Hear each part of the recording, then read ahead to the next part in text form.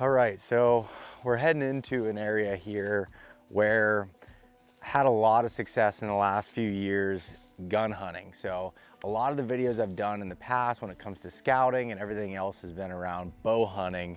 And I think there's something to be said about scouting for a specific time of year and having these kind of spots in your back pocket. What makes this area so significant is the fact that it is a place that bucks retreat to come late November. As gun season pressure comes in, people are coming to their camps, getting ready to hunt, and then it stays good all the way in through January, and you can find sheds in these locations like I did earlier this spring. In the last 2 years, we've had 3 bucks that were shot in this area during gun season, and the most recent one was my sister-in-law Abby being able to shoot a nice buck in here during the 2024 gun season. So we're gonna head in here and show you a little bit about why I think it makes it a good late season area and a place for bucks to retreat during gun season. So it'll probably be a little while before we have significance.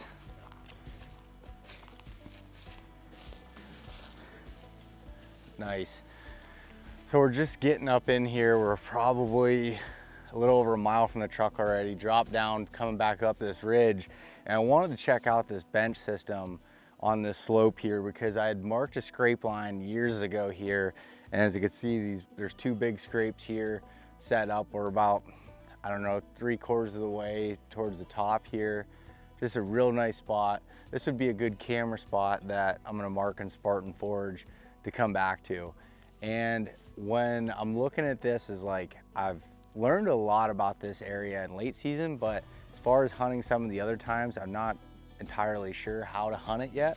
So still just putting the pieces of the puzzle together and marking some of those key signs as we work our way back in to get to more of those south and east facing slopes where we found more of that late season activity.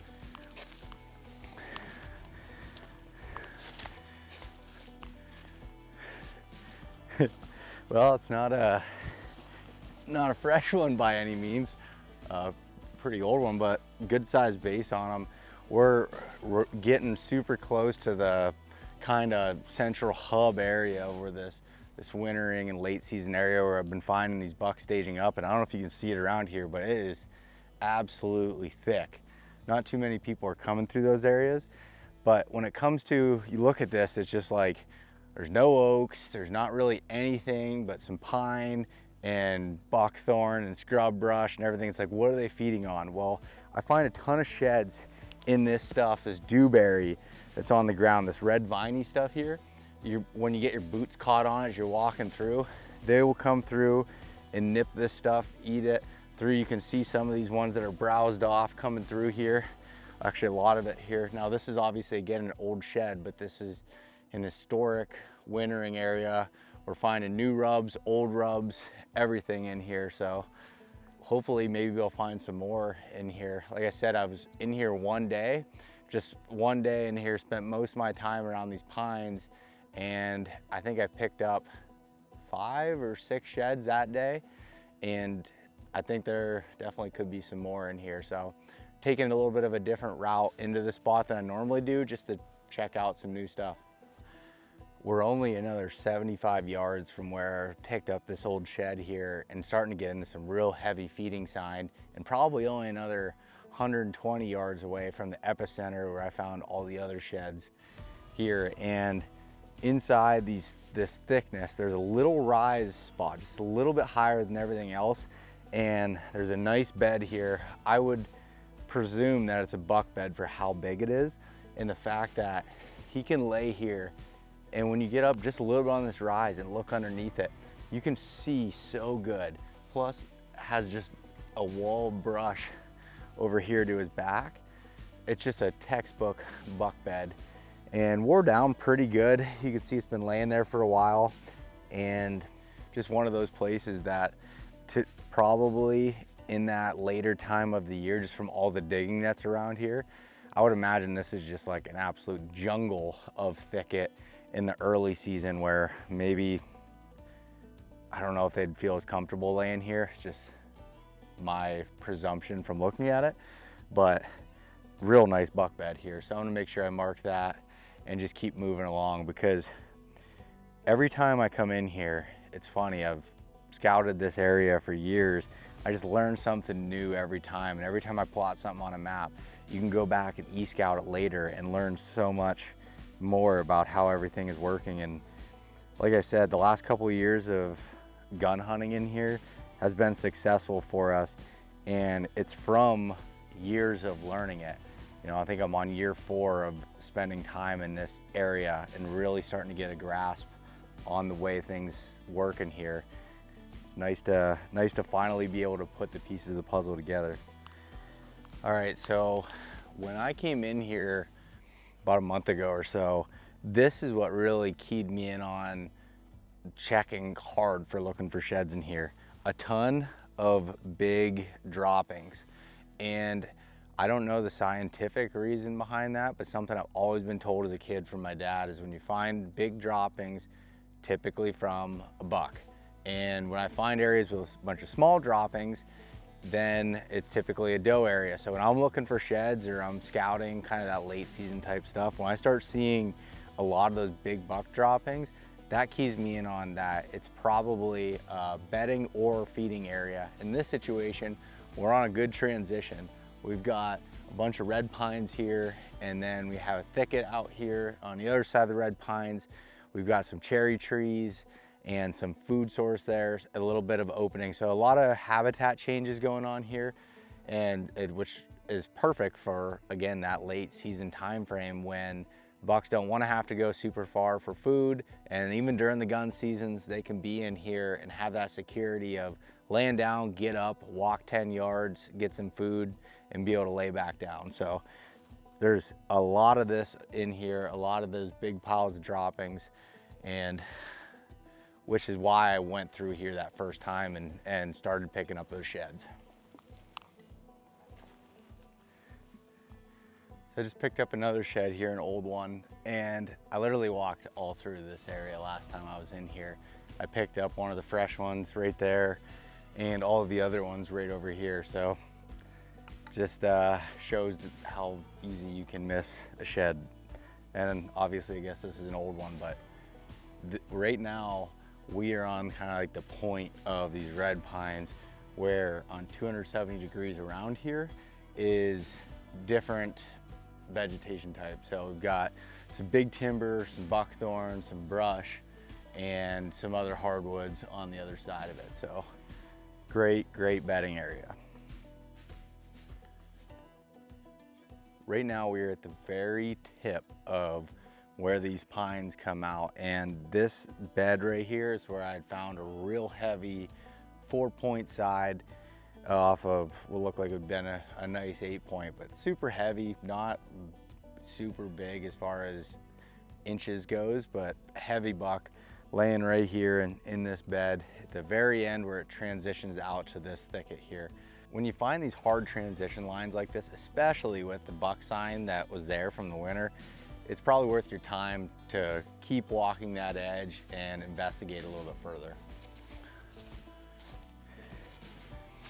So this scrape right here is just on the bottom edge of all that bedding, and then about 30 yards up here is where I found a big match set of sheds off a really nice 4-year-old buck.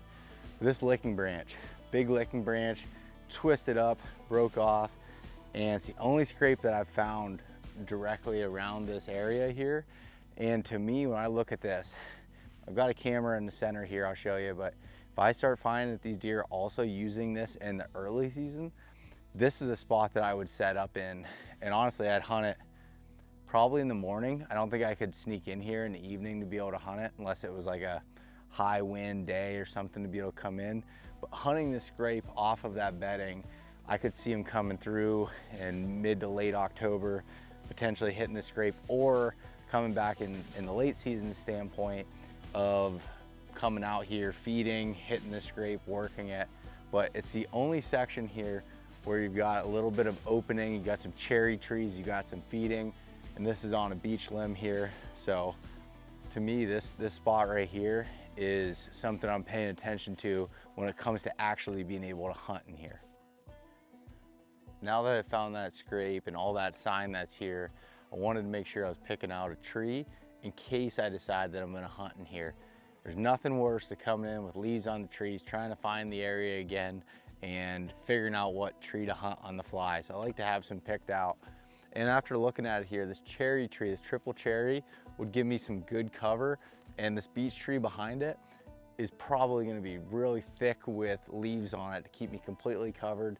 Having a wind that's coming this direction would be a great spot. Now, the only problem I might have with it is if a buck comes, I don't know, 20 yards downwind of it, it could potentially catch my wind with it. But if I go any further back, I'm in such thick stuff that I'm not gonna be able to shoot with it. And I think that by being here, I would have the opportunity to be able to get a shot before they'd catch my wind. But more importantly, got the scrape there, and then another 10 yards out from that, a trail that kind of runs in to that bedding area there. So thinking about it from coming in, accessing the spot, not having to actually go into that bedding area, but being, you know, only 60, 70 yards off of where they're bedding. Right here is where I found the big matching set. Now it was already chewed up, which is surprising, but probably a lot of squirrels in these pines here. And they're both laying right here. And to give you a little bit of a frame of mind on like where we've been and how far we went. So the initial hike in here was a long ways, roughly about 1.5 miles. But since I found this shed, and where we've been doing is kind of a loop around these pines, looking at it. And really, from where I found the first shed here is only 200 yards. Now we've covered more ground than that, but kind of going back and forth. So once you start finding those good areas, I've learned, instead of just wanting to cover as many miles as possible, spending more time in those places to really try to learn it, understand it. And you know, this is now my second time in here actually scouting and starting to find more and more. And I should note that the first time that I was in here was during this exact spot, was in rifle season when I was putting this drive on, and I found a big buck bed and had a large track in the snow. It had been there that morning. I backtracked that track and came to a fresh rub that had shavings on top of the snow, and it was like very obvious that this was where these bucks were living at. So then coming back in and being able to see it here in person and getting to learn it better, because during gun season there, I didn't even have a buck tag. I was helping putting a wind bump drive on for some family members. So now is the time to really go through it and do some circles in here. Here's the bed that I found when I was coming through here during gun season with the big tracks that was leading out of it. You've got an exit trail that goes down there and an exit trail that goes down here. And looking at it here in the spring, I mean, it's definitely wore down. There's not a bunch of hair in it or anything. And there is quite a few beds in this general area here. And this is where I look at not specifically really hunting one bed, more so of a bedding area. So I'm just looking at this as a buck bedding area, taking note of the specific rubs and marking them, but I'm not dying on this hill of hunting this bed particularly. And that's where, for me, when I'm hunting bedding areas, a lot of times I'm hunting that closest scrape to that, because they can be bedded in 4 different beds and hit that scrape before they're leaving. So if you think about it from that, me personally, I feel like my odds are better and a little bit less intrusive with it. And it's just my style hunting. I know a lot of people that are good at hunting buck beds specifically, but I find that looking at the area and finding those primary scrapes that are located nearby is what I really like to do. As you can see, the camera behind me here, I got a Tacticam hung up with a solar panel on it, because I figured with these pines, it's not gonna get really any thicker here. And it's got a good south facing slope. So I put that there and locked it up. But it's basically like this opening inside these pines where a bunch of trails cross and coming through. My goal of that was to be able to leave this here and be able to see what's living, what's moving through here.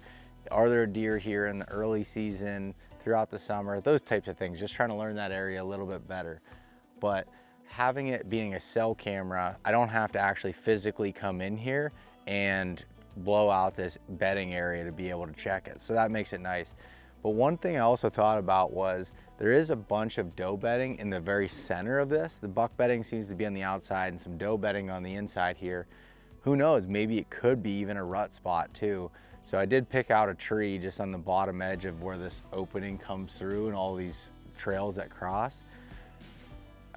I don't feel like super great about it as far as like I could potentially blow some deer out that would come behind me, but nonetheless, it is a good trail crossing area, and this is where I decided to put my camera on this, in this particular area, to see what's coming through. So we're gonna keep moving along here and heading out to where the big rub left this bedding area, a couple big rubs, and then move along into the next section. This is the rub that I found during rifle season, where there was fresh shavings on the snow and those tracks. When I backtracked them from the bed, the buck that was laying in that bed made this rub. Very rarely do you have that kind of information to show exactly what buck did it or see his tracks with a rub, but even without that information, a rub like this, and there's some more rubs throughout here, like help me dictate direction of travel going in. You can see this rub hitting here, and he went in towards that bedding area. And rubs don't come into like a huge play into my overall regimen other than helping put those puzzle pieces together. And finding rubs leading here, we found those other rubs on the other side leading in, just kind of seeing some of those entry and exit trails that bucks are using coming into this overall bedding area. But we're gonna keep moving along here and try to find some more sign. Where we're at right now is where I would set up the the posters, excuse me, on a drive. So when we push that area out in gun season, set the posters here. It's kind of a longer drive than I would like. Say we're 400 or 500 yards away from where that centralized location is of that bedding spot. But this is the first spot where you can actually see a little bit to be able to do so. So we'd have people lined up through here. When I say people, it's like, 3, maybe 4 people that we have, and we'll bring 3, 4 people to the other side, kind of wind bump it, using the terrain and that thick vegetation to push out to this other edge. But what we have right here now as we continue to scout and look is we have this open, like beautiful hemlock grove here. We've got big woods there, and now we're about to get into an older pole stand clear cut here. I've had a camera back there that for years I've had good bucks during gun season working on that side hill. So we're about to get into stage 2 of the areas and where I've found bucks hiding out in the gun season and late season. Now we're on just the crest of the ridge as it drops down over into the creek bottom. This is the original spot that I had found when I came in here scouting years ago and put up a camera because of these giant rubs. You can see they're historic as they go down through. There's a rub line that goes down this way, and then there's rubs the whole way along this edge of this change in habitat. Once again, we go from hemlocks to a big pole stand clear cut and dropping over the hill. There's a video that I have that I'll put on here is of a buck hitting a scrape right here in front of me during gun season, and you can hear gunshots in the background. He's just working the scrape, feeling at home. Again, we're far away from the roads. We've got this thick pole stand cut here, and then we've got where it wraps down over the hill. It's just a place that they feel comfortable during those high pressure times to come to. And it's funny, I have a camera here on the tree. Through the early season and different times, didn't have much of anything on camera, and as soon as it comes late November, they start showing up almost even before the gun seasons come in, and then they stay there all through January. So pretty neat to be able to find that and see it. The problem I've had here is this spot is great, but I don't know how to hunt it. For access, for one thing, it's so far back and you have to walk through so much of the bedding area to be able to get here. And 2, there's such a variation in habitat here. Trying to get a shot from a tree and being on public ground, you're not able to trim any trees. I just haven't found anything that I'd be able to, 1, get in here clean, and 2, to be able to hunt it. But working off of it a little bit, we've done it in gun season, hunting back here a little bit and doing some wind bumps through here that have pushed some bucks out in the past. And it's really when I find this sign like this, good camera location, but I really don't know how to hunt it, to be honest. So I'm working off of that sign and finding places, you know, just outside of it. But the one thing that's interesting is I'm looking at here, because I hadn't been back to this camera at all since I set it up back in October, but there's not, the one rub back there looks like it was hit this year, but a lot of this big rub line that goes through here wasn't really freshened up much this year. So I don't know if the buck that originally was doing this is dead, but just because I've found these rubs for so long in here, you'd think that it was from, you know, multiple bucks and they're taking over these areas as one dies off, but definitely wasn't a whole lot of fresh activity that was coming through this rub line.